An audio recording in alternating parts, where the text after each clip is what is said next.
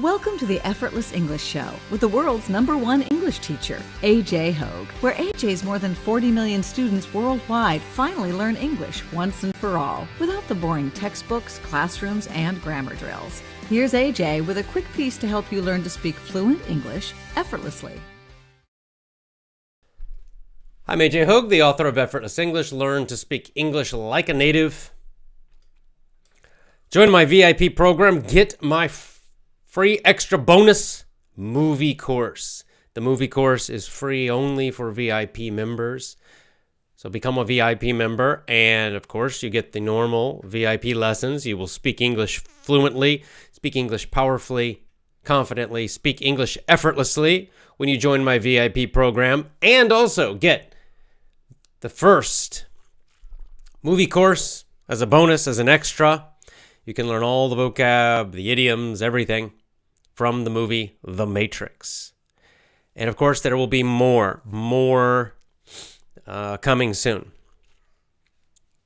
We're doing the movie Jerry Maguire right now. Today we're doing book club. We officially start The Hobbit. The Hobbit. And I gave the introduction last week to The Hobbit, just talking about it's one of my favorite books, one of the first full novels that I read back when I was in 4th grade. So I guess I was about 9 years old when I read it the first time. And like I said, it was first read to me. But anyway, why don't we just jump in? Just giving a minute for people to join us live. And then, of course, I'll go through it. I'll summarize Chapter 1. If you have vocabulary questions from Chapter 1, you can ask me. Just wait till when I finish the summary, I'll come back to questions and comments. If you have questions about, it's got a fair amount of vocab that you might not know. And then we'll talk about, just a couple ideas I find in the book. So let's just go ahead and jump in, shall we?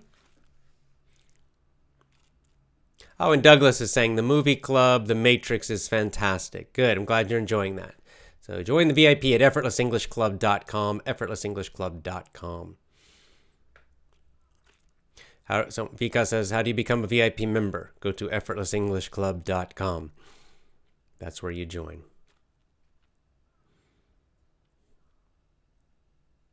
Let's start it, guys. Let's get into The Hobbit.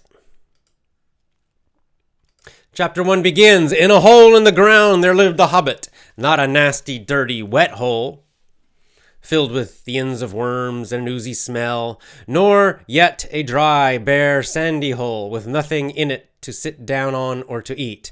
It was a hobbit hole, and that means comfort. Comfort.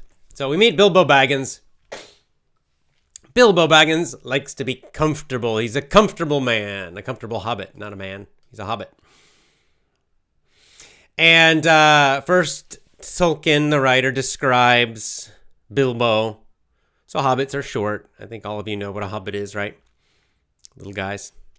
And he was considered very respectable. The Baggins, right? His family, the Baggins family, very respectable. They never had adventures. They never did anything unexpected. So hobbits like to be comfortable generally. Hobbits don't like to do anything unexpected. You can just think of them as like good little suburban people, little middle-class people. They like to stay in their comfort zone, right? They like good food. They like a peaceful, quiet life. That's what hobbits are like. And that's what Bilbo Baggins' family was like. And it seems that's what Bilbo Baggins was like, right?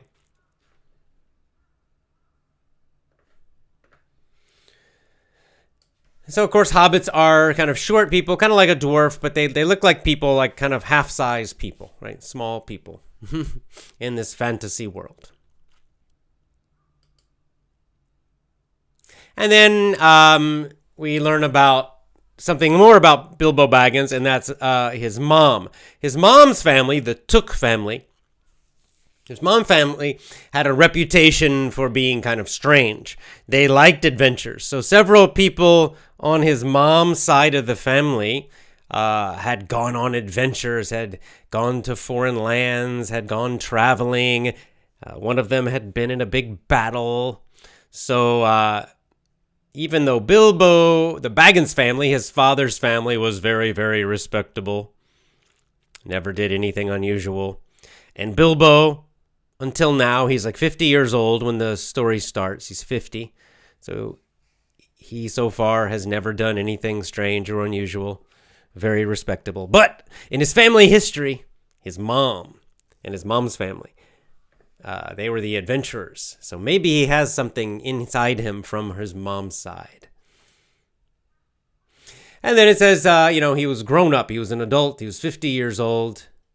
And it says, in fact, it seems he had apparently settled down immovably, right? Immovably meaning cannot be moved, cannot be changed. So it seems that when the story begins, Bilbo is 50 years old.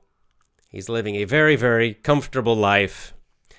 Has never done anything unusual. Has never left his comfort zone ever. Settled down means, just as living kind of his normal life. He's not going traveling. He's just same every day, basically. And it seems like this will never change. But of course it does change, or else it would be a very boring story. And why does it change? Because of the next character, Gandalf. Gandalf comes. Gandalf the Wizard. If you've seen the movies, he's a big, tall guy, long white beard, gray cloak, big hat, and a staff, right? A big piece of wood. And Gandalf comes, and he is, of course, the one who changes Bilbo's life, because Gandalf comes, and Gandalf is helping some dwarves. He's helping some dwarves. Dwarves are also short. They have beards. They're very strong, tough fighters in this world. The world is called Middle-earth. And so Gandalf is looking for someone to join this group of dwarves to go on a big adventure. And he decides on Bilbo. Because Gandalf, when Bilbo was young, Gandalf would come to his town called the Shire. And he kind of remembers that Bilbo, as a young hobbit, Bilbo loved adventures and seemed like he had that personality, right? And Gandalf was friends with Bilbo's mom and grandfather. So the dwarves, they need someone. They have 13 dwarves. 13's a bad luck number. So they need one more person to join their group. And they ask Gandalf for help. He's helping them. So Gandalf thinks Bilbo, right? Because he kind of thinks Bilbo needs an adventure. It will be good for him. So he comes. He says, good morning. They talk a little bit. And then Gandalf says, I'm looking for someone to join an adventure. And Bilbo says, no. And basically says, go away. But Bilbo's very polite. So he says, oh, you can come to my house for tea tomorrow. But he basically tries to get away from him because he's like, oh, no, adventures are not good. And Gandalf scratches something, a mark on Bilbo's door. The next day, it's tea time. He is expecting Gandalf to come. But instead, when there's a knock on his door, he opens the door, and there is a dwarf. A dwarf with a big beard and a gold belt. And Bilbo's shocked, like, huh? And the dwarf acts, just comes into the house. Just says, oh, hi, how are you? Acts like he's supposed to be there. The dwarf acts like he has been invited. And he just walks in. And Bilbo's Bilbo's very polite. So he says, come in, huh? And he kind of gives him some tea. And then there's another knock on the door. And then more dwarves come. And this keeps happening, right? Another knock, more dwarves. Another knock, more dwarves. And then finally, total of 13 dwarves. And finally Gandalf arrives too. And Bilbo, again, he's living this super comfortable life, the same every day. And he's all flustered. Flustered meaning kind of emotional, upset, confused altogether. He's flustered. Oh, he doesn't know what's happening. All these dwarves are suddenly in his house, and they're eating all his food. He keeps bringing them food. Again, he's a good host, so he's feeding them tea and coffee and beer and his food, and they're eating everything, and he's totally confused. He has no idea what's going on, why all these dwarves are there. And then Gandalf comes, but he doesn't have a chance to ask Gandalf, what's happening?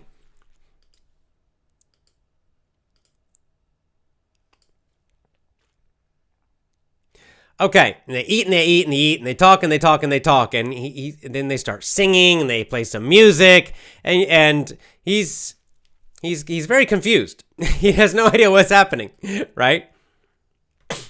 But then something happens. They sing a song about their old home on the misty mountains, and it's telling the story about the dwarves are singing the song.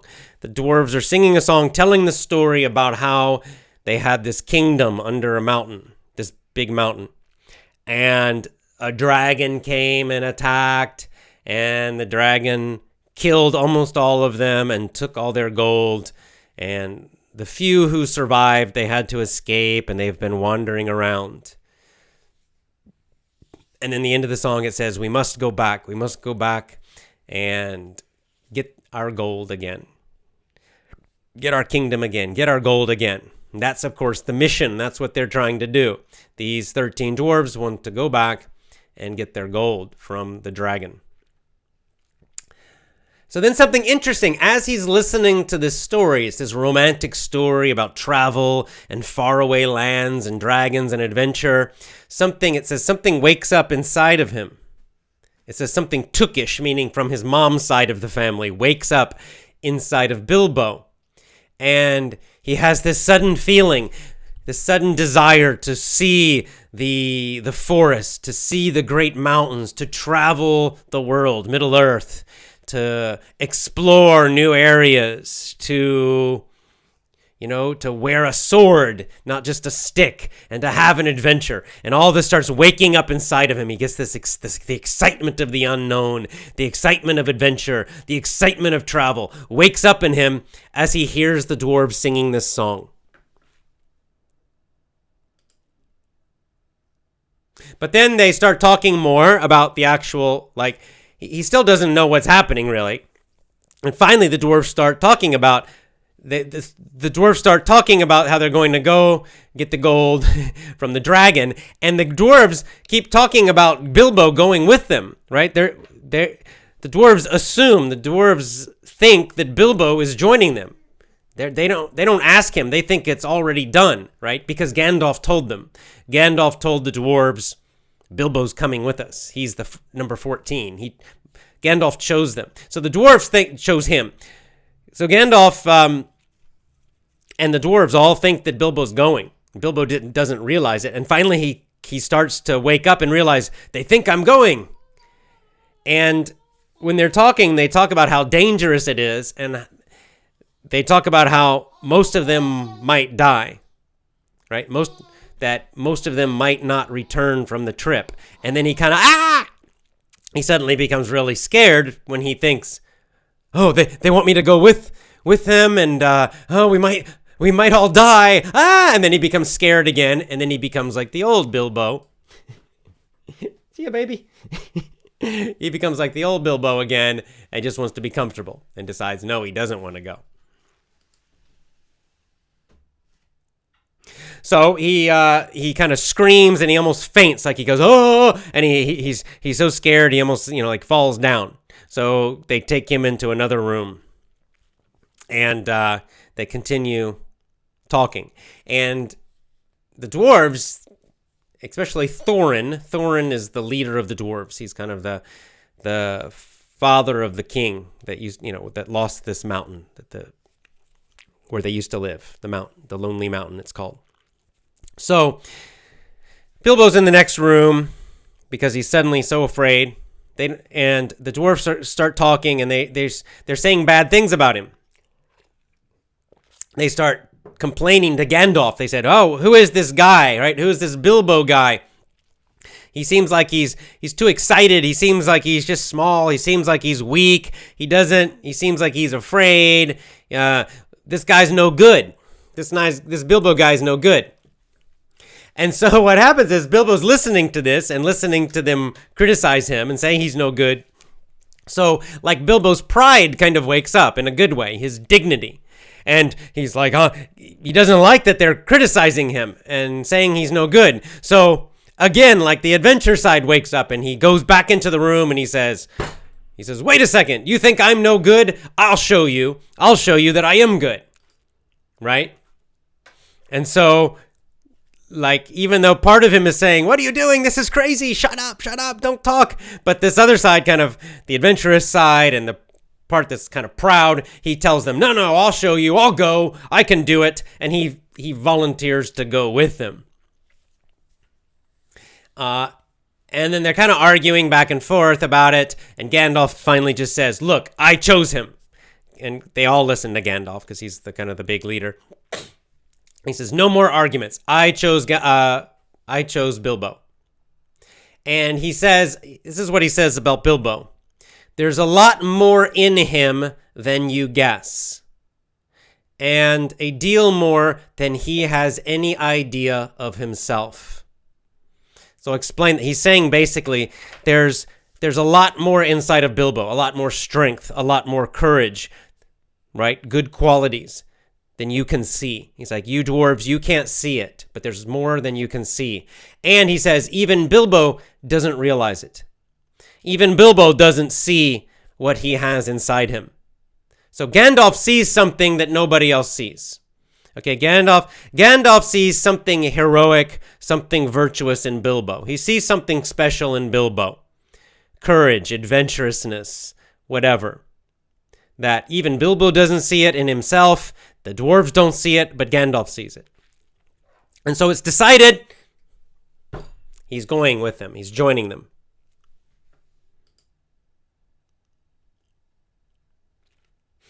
And then he kind of, it keeps going back and forth. What happens is he keeps going back and forth because they'll start talking about danger and they talk more about the dragon and they tell the story about how the dragon came and killed all the dwarves. Then they become scared again. Then they show a map and Bilbo loves maps, right? It kind of gets him excited about travel. So then he becomes excited again.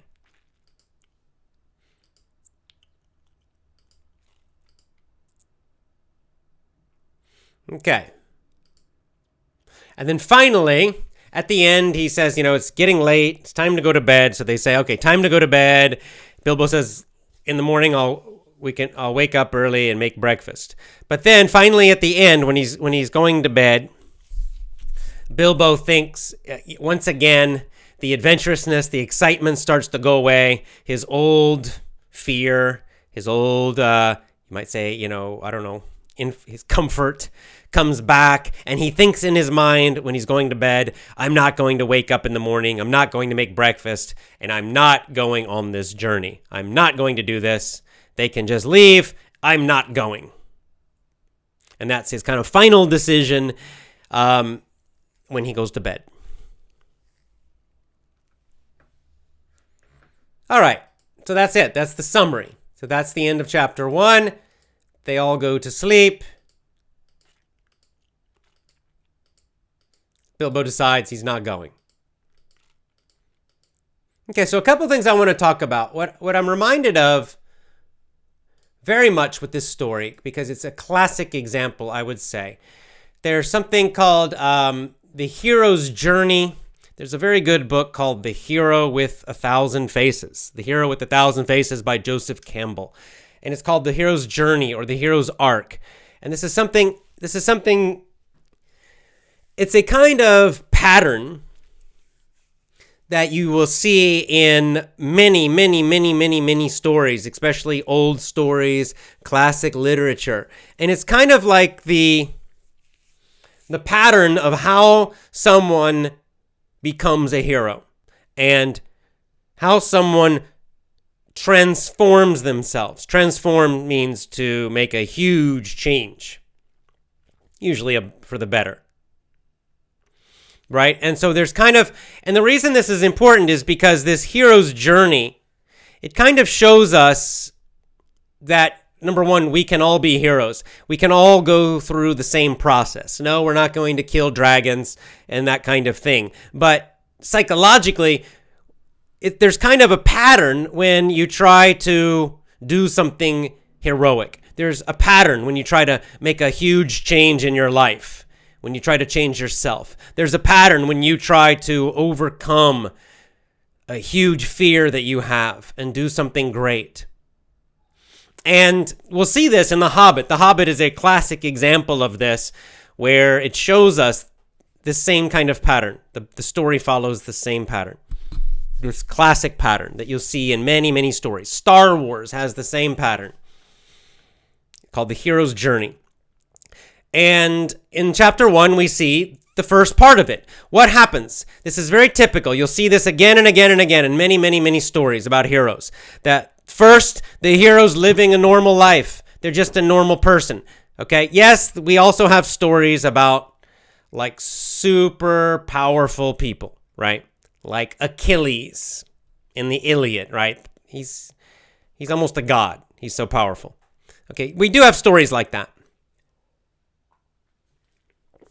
But here we're talking about the hero's journey of more like a normal person becoming a hero.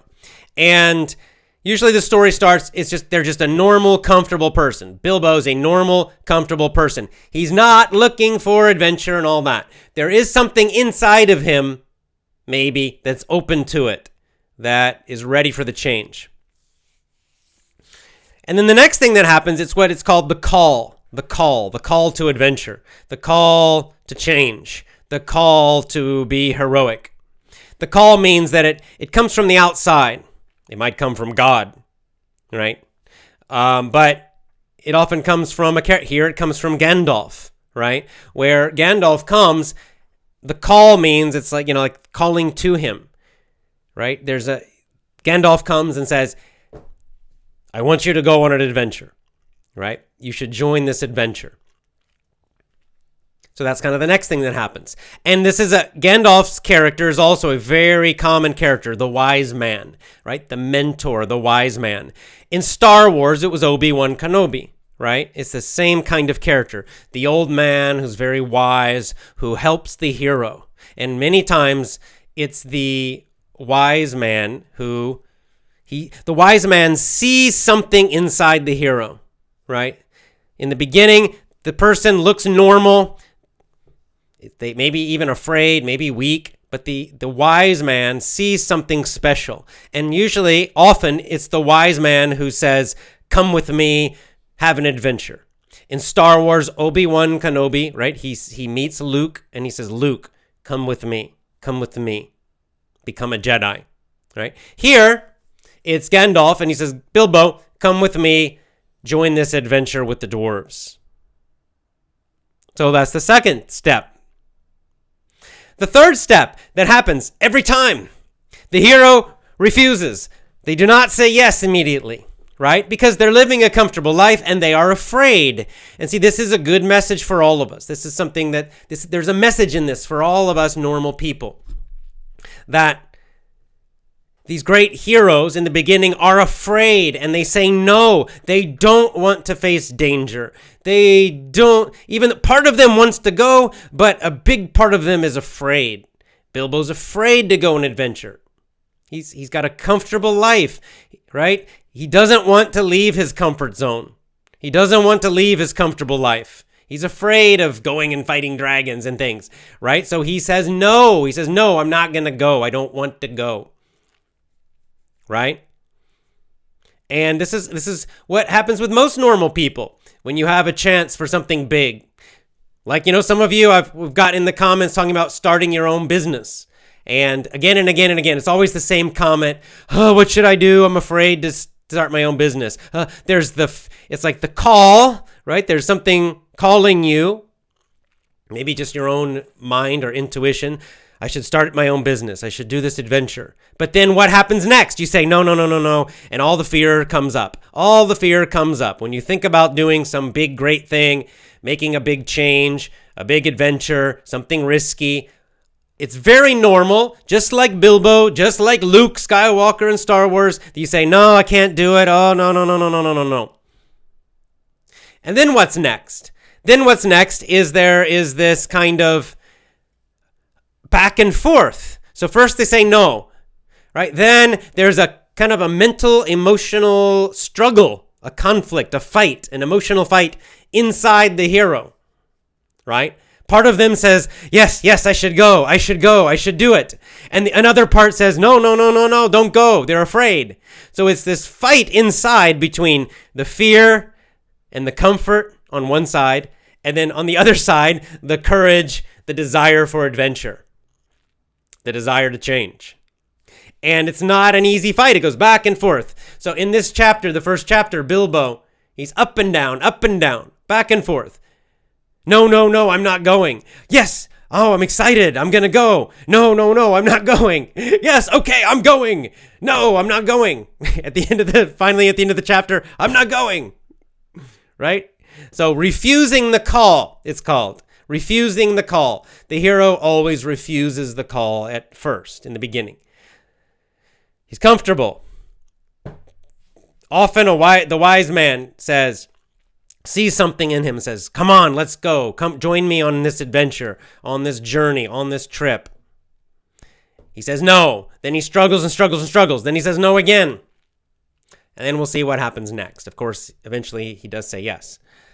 But I think that's a great message, actually. It's a nice message that we see in this story that kind of reminds all of us that these things are normal. It's normal to be afraid. It's normal to want to do something different and risky, and then, oh, no, and then change your mind. And then say, no, and all the fear comes up. That's normal for all the fear to come up. It's normal to change your mind again and say, no, I'm not going to do it. I can't do it. And then it's normal to decide again, oh, no, I will do it. And to get excited again. And then to say no again. And to kind of go back and forth for a while. It's all normal. If you're trying to start your own business, it's very normal. You say, I'm going to start my own business. Yes. And then the next day, all the fear comes and the worries, and you say, I can't do it. No.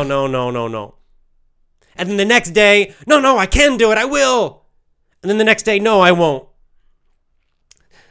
So if this happens to you, it's okay. It's part of the hero journey for you. You are now in your own hero journey, and you should expect it.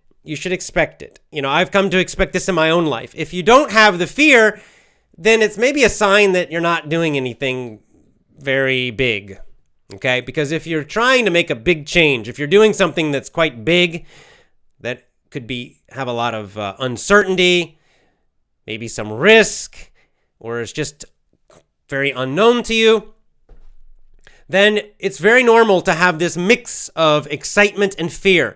That's a really good sign in your life. I find also in my life, when there's a mix of excitement and fear together, this is probably a good thing. This is what I've learned. Before I started my business, I had the same mix of excitement and fear. Before I went traveling my first few times, the same mix of excitement and fear. Before I went to live in other countries and work, excitement and fear together. Before we had our children, excitement and fear at the same time. So some people get worried about this and they think it's a bad sign. The fear, and they think something's wrong with them. They get discouraged, but don't get discouraged. You're following the hero path. You're following the journey of everybody who takes a big risk. You're following the same pattern psychologically that all heroes, all great, men and women have followed. And even not so great, okay? So it doesn't, big or small, you're following that path. So you should expect these things. This is what we can learn from stories like this, like Star Wars, like others, that you learn to expect all of these things. I think with the wise man, we also see how it's very helpful to have a mentor. That sometimes we need someone outside to give us some encouragement. Right? A coach, a mentor. It could be anybody, but that somebody sees something in us. Maybe we don't see it ourselves, but they encourage us just a little bit. That's important. That's so you need to find that. You can find that. I mean, you can use me for that in the podcast. I've used books. I found this kind of encouragement in books. If you're really lucky, you'll have someone in your life who will do this, face to face with you, who will encourage you to take these risks, to go on these adventures, and they will make you feel stronger, and they'll see something in you. Maybe you don't even see it yourself. So it's very helpful to find that encouragement, that when you're struggling, sometimes you need that mentor or coach or whatever to give you that little bit of encouragement. You just need a little bit of encouragement, and then, like Bilbo, you'll go on your adventure. You'll take the risk. And of course, we know in the next chapter, Bilbo will go. He's going to go. Alrighty, let's go to questions and comments. If you have questions about, anything, the story, or comments about the story, the ideas in this chapter 1, or also if you have vocab there's probably a good amount of vocabulary in chapter 1 that you might have a question about. Excuse me. All right.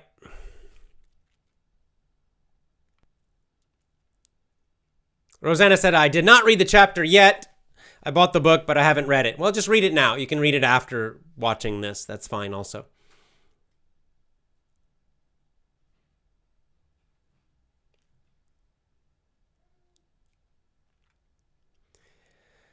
Okay, I'm just going to jump to the bottom and go backwards here. Yeah, like Sriram, very nice comment about the wise man. The wise man is akin, meaning similar to, a spiritual master. Exactly right. And the hero to be a disciple. Yes. The master unlocks the potential in his student to show the real world by inner wisdom and the red pill. Yes, very well said. Exactly. And again, you see this, again and again and again and again and again, all through stories, different spiritual traditions, the old master-apprentice system in the arts and the crafts and things. You see this kind of relationship or situation many, many, many, many times if you look. That's a good point. Yes, and indeed, Gandalf in the stories is very much a spiritual figure, and especially in Lord of the Rings, the next part of the story. He's obviously he's a wizard, but he's more so a kind of almost like a saint, I would say. He's a saintly figure, spiritual, very spiritual. And that's not an accident. Tolkien was a very strong Christian.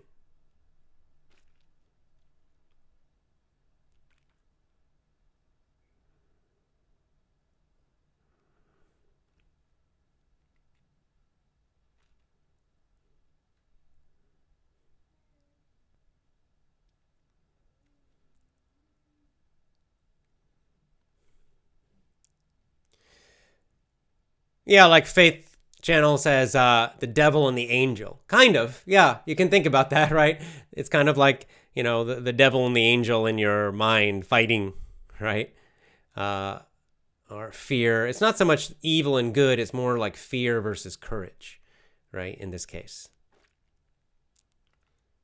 Okay, now Andya is asking the question, is it better to read the translation of this story, in other words, in your own language, or in English?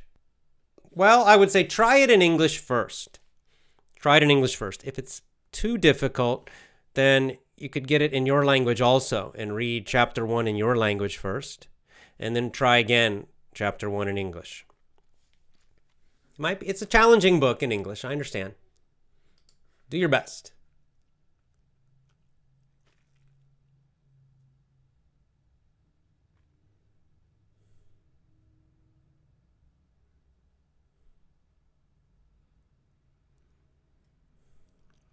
Okay, and it's another kind of question about how to use this. Is it more useful to do extensive or intensive reading of this book, The Hobbit? You could certainly, if it's a challenge for you, I would say do some intensive reading. In other words, each week, you could read you could read it in your language, then read it in English, or just do English only if your level's higher. And get the audiobook too, so you can listen to the audio of the chapter, and then maybe you could read the chapter again. So you might read the chapter a couple times and listen a couple times or more if you want. If you really like the story, you could do it several times. It's kind of up to you. Arvendra says, my beard looks good. Thank you.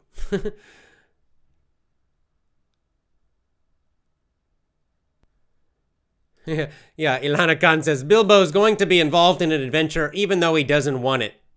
Like in the real world, life happens. We can't control it, but we can take a leap of faith. Yes.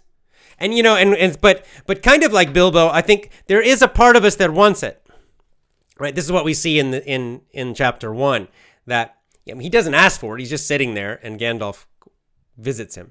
So he's not actively looking for it, but he obviously, there's some part of him that's attracted to it, right? That maybe needs it. This is the part Gandalf sees, that Gandalf knows that there's something in Bilbo that actually wants to do it. He has that little conversation with him in the beginning, and he can see the excitement.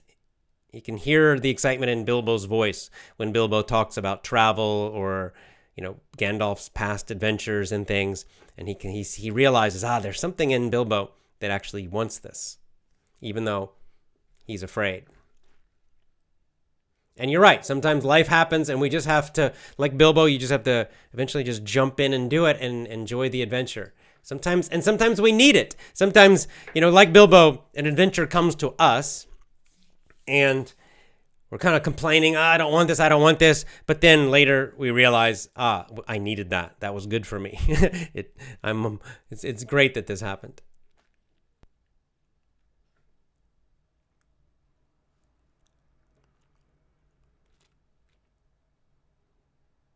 How can I download the chapters? Asks Angie. You can buy the ebook on most websites, bookseller websites. So Amazon, Kobo. I'm sure there are other ones. You could get the ebook for this. The Hobbit by J.R.R. Tolkien.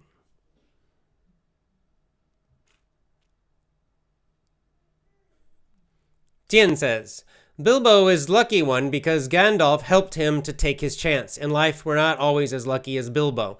This is true. It's a very good point that Tien makes, is that in our lives, we do not always have someone that will pull us on the adventure. Sometimes we have to do it ourselves. Sometimes no wise man is going to tell us to do it or ask us to do it. Sometimes we just have to figure it out ourselves.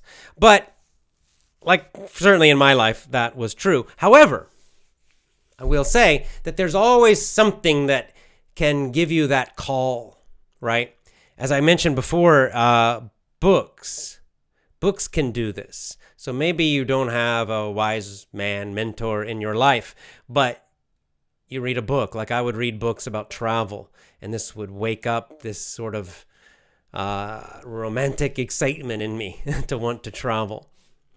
And before my first trip to India, I met this kind of old acquaintance. I was thinking of traveling. I'd already been reading about traveling and thinking about it. And then I met this guy. He'd been gone for a while. And then I met him in town. We started chatting. He told me, I've been traveling in India. And he told me all about India. And it was amazing, right? And so this was, again, the call. And I said, India, I should go to India, right? So these kind of things do happen to us in life. Maybe it's not a great spiritual teacher gives us advice. That does not happen all the time. But it might just be something you read that wakes up this desire in you to do something, to take a risk, right? So it could be books. You can seek it out yourself. You don't have to wait till Gandalf knocks on your door.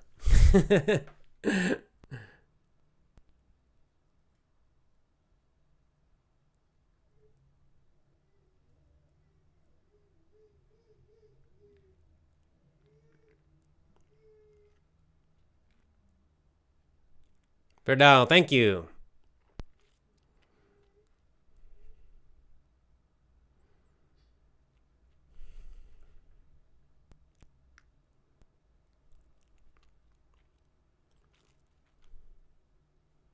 Who will be the next AJ after you? I don't know. We'll see if my children want want to do it.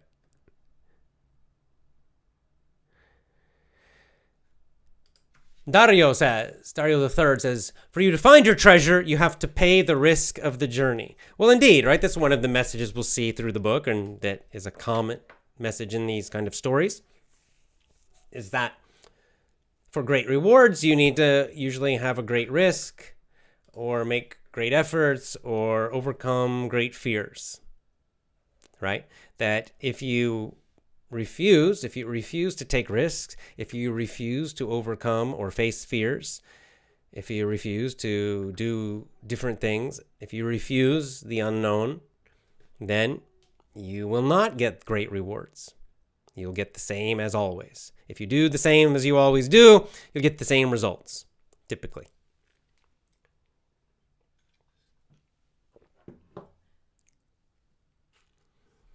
Tom90 says, I think the old books and stories are better than nowadays.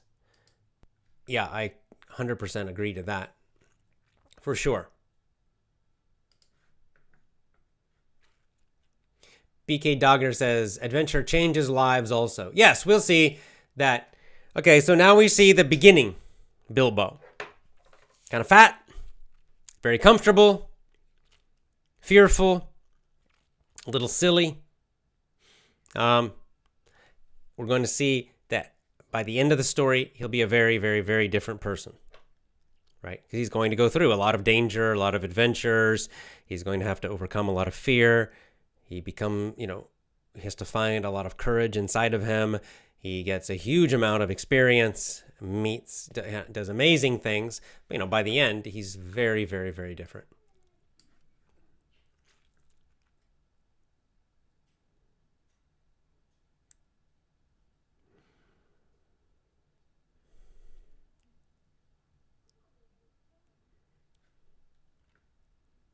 Acquaintance is a low-frequency word. No, it's pretty common. Acquaintance is a pretty common word.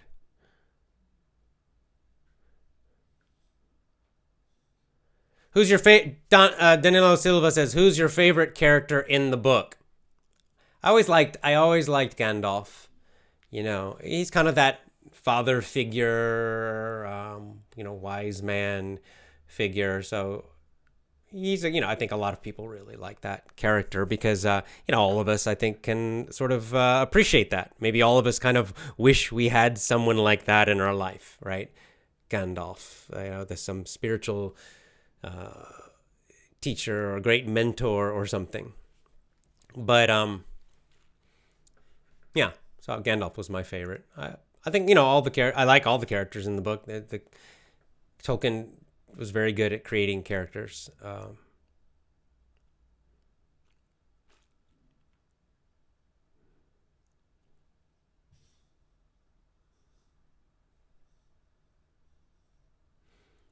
Renas, you can do both, or you could just do VIP only. It's up to you.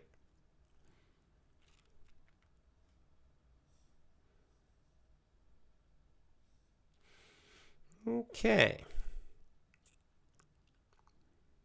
Contusion. Oh, contusion. Someone's asking about contusion. A contusion. Is that from the book? If you're asking about the word contusion, a contusion is like a bruise, right? It's when you get hit on the skin and it becomes blue. That's a contusion. Was that in the book? Was that in chapter 1? I don't remember that word.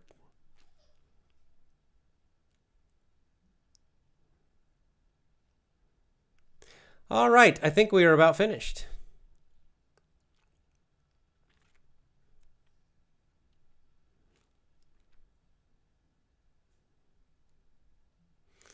Asking about, I thought friend or dude was more common. Well, friend and acquaintance mean different things.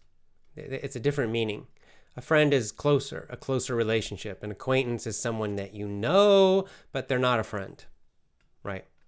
You may know their name, but they're not really a friend. Dude is very casual, very kind of maybe, younger people maybe use that word dude, but they have different meanings, these words.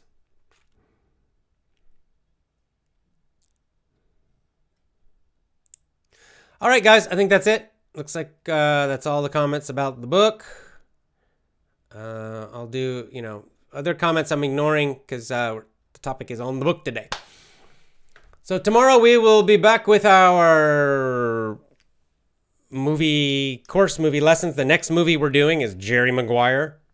Join me live. And of course, I'm recording all of those lessons for Jerry Maguire. And of course, VIP members will get that one also. It's another reason. Man, VIP members, you're going to get all these movie courses. It's really a fantastic deal. So join my VIP program at effortlessenglishclub.com. effortlessenglishclub.com. See you next time.